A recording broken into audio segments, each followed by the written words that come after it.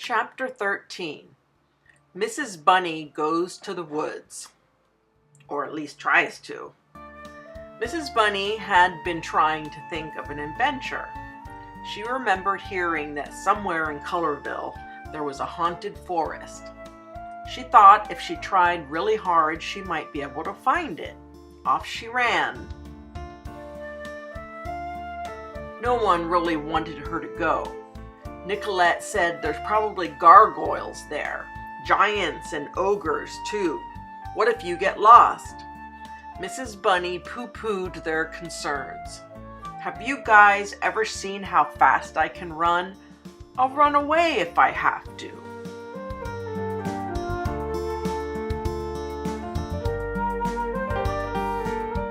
I'll miss you, Mom, said Charlie very sadly. Who will make me breakfast? Who will sing me to sleep? Snoopy, one of Colorville's oldest residents, took on the care of Charlie.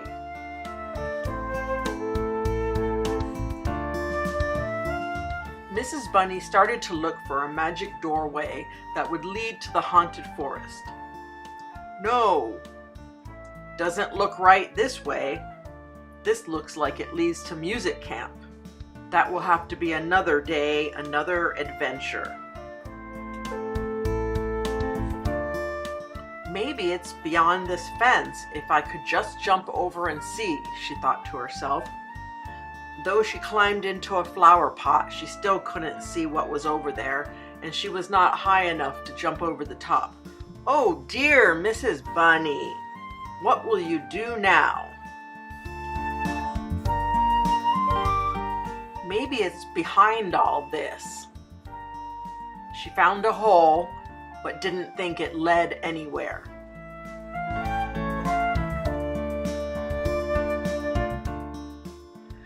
Mrs. Bunny had to stop for a quick snack. Then she remembered the giant oracle. I wonder if she will help me. She doubted it. The last time she helped, but it was because Charlie was so sick. Mrs. Bunny couldn't find the same oracle. This one that she found was very old, about 1023. Like most elderly people, even giants, she was quite wise and had so much experience. Mrs. Bunny really respected her, as should you all. First, she had to eat a peanut butter and magical gumdrop open-faced sandwich, and then she was going to have to hike to an ancient juniper tree who had a wood sprite always around. They were best friends. She had to not get close to the wood sprite because she was so protective. She would hear, by listening very carefully, the next step in her journey.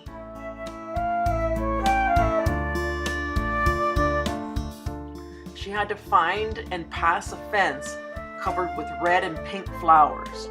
Oh boy, was she ever tired and hungry. Next, Mrs. Bunny had to pass a meadow full of mountain lupin. She was so tired she had to lay down for a very quick nap. Then on she went.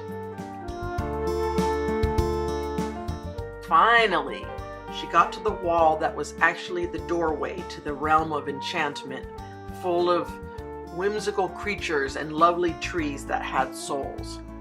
She could not go in today because only on odd days it would open.